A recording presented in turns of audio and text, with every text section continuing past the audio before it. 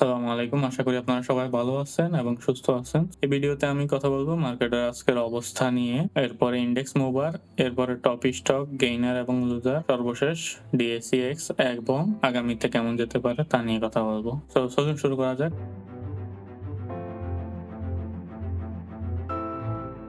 Market আজকে ৫,৩৭৯.৪১ এ থামছে, যেটা আপনার ৩১.৪৯ কারেকশন হয়েছে।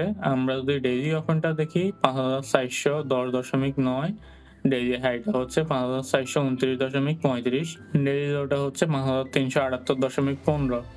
টোটাল ট্রেড যদি আমরা দেখি ২,৭৩,০০০, টোটাল ভ্যালু হচ্ছে ৯৫৩.৮০ কোটি। আর এইখানে 1 মিনিট চার্টটা আপনারা দেখতে পাচ্ছেন, সকালের দিকে কিছুক্ষণ আপনার উপরে থাকলেও একটার দিকেই আপনার মোটামুটি সেল প্রেশারটা বৃদ্ধি পেয়েছে। পরবর্তীতে আপনারা জানেনই ৫,৩৭৯ তে থামছে। আর এখানে স্টকে যদি দেখেন, স্টকে আপনার ১২৪ টা আপে আছে, ২২৩ টা ডাউনে এবং ৫১ টা আনচেঞ্জ অবস্থায় আছে। সো মার্কেট হিসাবে আজকে এমনটাই হওয়ার কথা, ডাউন। আর ট্রেড ভ্যালু দেখতে পাচ্ছেন যে ৯৫৩.৮ কোটি, যেটা আপনার গতদিন থেকে ৮০ কোটি টাকার মতোই কম। এটা এখনো আজকে বোঝা যাচ্ছে না যে ট্রেড ভ্যালুটা আসলে কি নির্দেশ করতেছে। আরো একদিন পরেই বোঝা যাবে যদি মার্কেট আরেকটু ডাউন হয়। আমরা আশা করব না যে মার্কেট ডাউন হোক। Top sector by trade value percentage wise যদি দেখি ১৫.৯৫, এরপরে টেক্সটাইল ১০.৮২, ব্যাংক হচ্ছে ৯.২৬, ফুড হচ্ছে ৮.৯১, আর বাকিগুলো আপনি এখানে লিস্ট দেখতে পাচ্ছেন।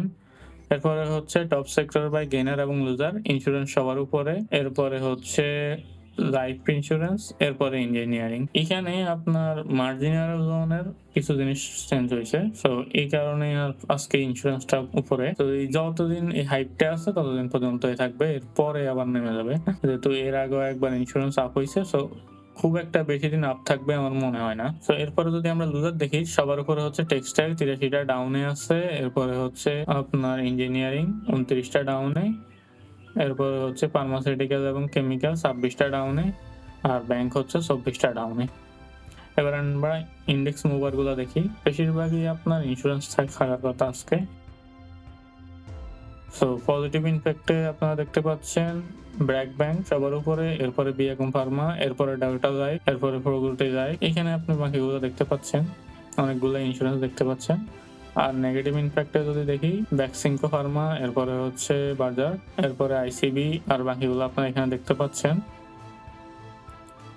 এবার আমরা টপ স্টক গেইনার এবং লুজার দেখি। টপ গেইনারে যদি দেখি প্যারামাউন্ট, ইন্স্যুরেন্স সেক্টরের, এরপরে ইনফরমেশন সার্ভিস নেটওয়ার্ক আইটি সেক্টরের একটা স্টক, এরপরে আরেকটা ইন্স্যুরেন্স ইস্টার্ন ইন্স্যুরেন্স, আর বাকিগুলো আপনি এখানে দেখতে পাচ্ছেন।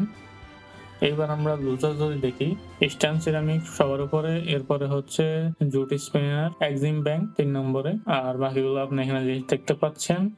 এবার আমরা ডিএসইএক্স একটু যাই।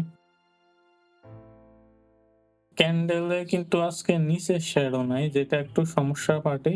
ভলিউমটা আপনি দেখতে পাচ্ছেন যে সামান্য একটু কমছে, যে খুব পজিটিভ বলা যায় না, বাট সামান্য একটু কমছে, এটা ভালো। এখানে আরএসআইটা হচ্ছে ৫৯.১৭। হিস্টোগ্রামটা আপনি দেখেন, হিস্টোগ্রামে কিন্তু আজকে লাল ক্যান্ডেলটার প্রভাব পড়ছে। কালকে আমি বলছিলাম যে আজকে যদি নেগেটিভ হয় তাহলেই পড়বে, এমনটাই হবে। যদি আপনার ধরেন কালকে আবার পজিটিভ পড়ে, তাহলে কিন্তু হিস্টোগ্রামে প্রভাব পড়ার সম্ভাবনা কম, এর পরের দিন পড়ার সম্ভাবনা বেশি। এখন আপনি এখানে একটা নেগেটিভ পয়েন্ট, সো যেহেতু বেশিরভাগ ট্রেডার হিস্টোগ্রাম দেখেই ট্রেড করে, সো আগামীতে কেমন হতে পারে। সো যেহেতু আপনার লোনের ব্যাপারে কিছু জিনিস চেঞ্জ হয়েছে, সো আমরা আশা করতে পারি যে গত ২-১ দিনের মধ্যেই আপনার মার্কেট একটা ভালো কন্ডিশনে যাবে, কিছু পজিটিভ ক্যান্ডেল পড়ার সম্ভাবনা আছে। আজ এই পর্যন্তই, ধন্যবাদ সবাইকে, আসসালামু আলাইকুম।